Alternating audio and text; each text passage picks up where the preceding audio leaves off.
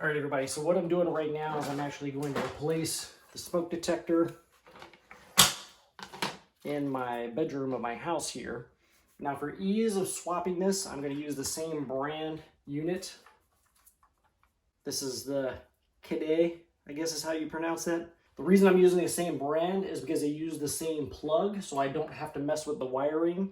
If you were going to replace this for one that's a different brand, just be aware you would have to swap out the wiring harness in there, making it a little more difficult, but not that hard at all. So the first thing I'm going to do is turn the power off. If you haven't turned the power off, make sure you turn the power off first.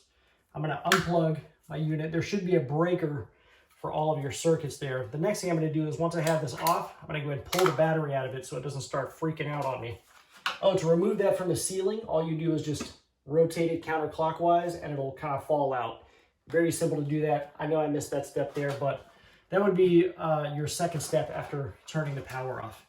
The next thing you're going to do is you're going to see two Phillips head screws here. So grab a Phillips head screwdriver and remove your mounting plate. Now, technically, you could skip this step if you wanted to, but as you can see, my old unit has an old, crusty, yellow, nasty-looking plate, and this is a fresh, white-looking unit, so I want everything to be nice, clean, and white.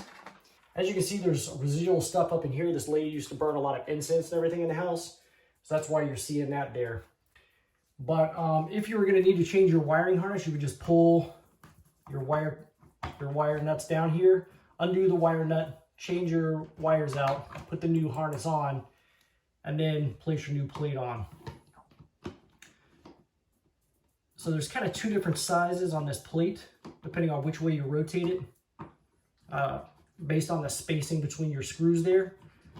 So if it doesn't work one way, just go the other way with it, like I just did. And then kind of snug these screws up. You don't want to over tighten it because it will break this plastic. Just kind of snug it so that this thing won't rotate on the ceiling when you put your new unit in. So the next thing you're going to do is you see this here, pull tab out to activate backup battery. I'm going to go ahead and plug this in and then pull that tab out. And this plug only goes in one way, so you can't mess it up.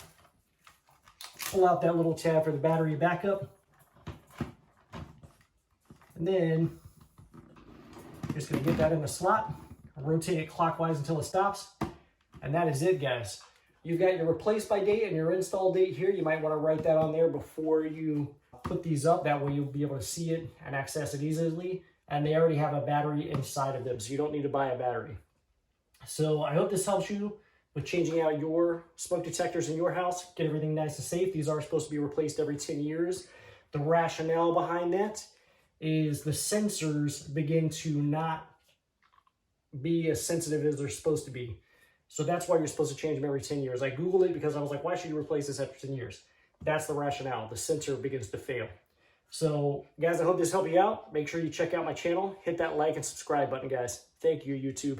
Everyone, if you enjoyed today's video, I would invite you to go ahead and hit the subscribe button down below right there on the right-hand corner. And if you felt that the products in today's video is something you might like to own yourself, there's a product link right up there to the right, upper right-hand corner, or down in the description will be a product link for you to purchase the product as well. Thank you very much for watching, YouTube.